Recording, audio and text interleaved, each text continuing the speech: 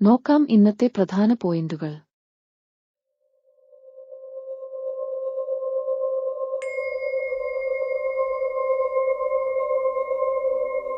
വയനാട് ദുരന്തം കരയിപ്പിക്കുന്നതാണെന്നും സഹായഹസ്തങ്ങൾ എത്തിച്ചേരുന്നത് അർഹരിലേക്കാണെന്ന് ഉറപ്പുവരുത്താൻ സേവ് അപ്പിൾ ടീം ആപ്ലിക്കേഷൻ സമാനമായ ആപ്ലിക്കേഷൻ സൃഷ്ടിച്ചു.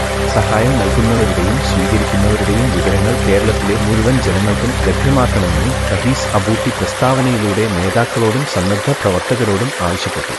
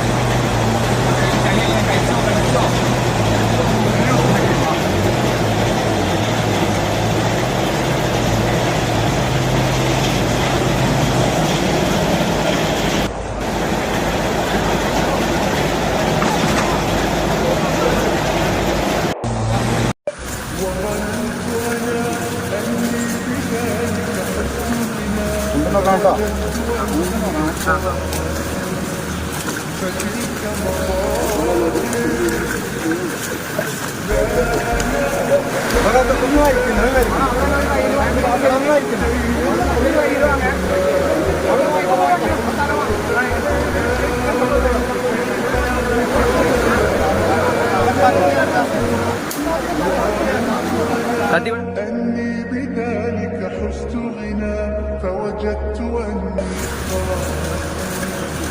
فتلك مظاهر.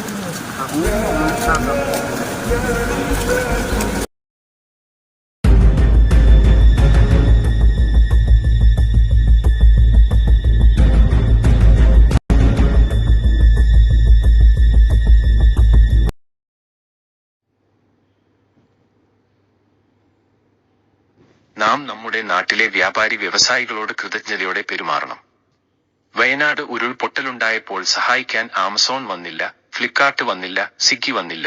തുച്ഛമായ ലാഭത്തിനു വേണ്ടി നമ്മൾ തിരഞ്ഞുകൊണ്ടിരിക്കുന്ന ഓൺലൈൻ വ്യാപാരികളെ ഒന്നും കാണാനില്ല. ഇവിടെയുള്ളത് നാട്ടിൻ പുറത്തെ നമ്മുടെ സ്വന്തം വ്യാപാരി വ്യവസായികളുടെ കരങ്ങൾ മാത്രം. ഈ വീഡിയോ കൂട്ടുകാരിലേക്കും ഫാമിലിയിലേക്കും ഷെയർ ചെയ്യുക. ചാനൽ സബ്സ്ക്രൈബ് ചെയ്യുക. Thank you. നിങ്ങളുടെ വിലയേറിയ അഭിപ്രായങ്ങൾ കമന്റ് ബോക്സിൽ രേഖപ്പെടുത്തുക.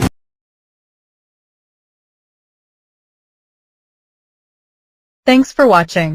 Don't forget to subscribe.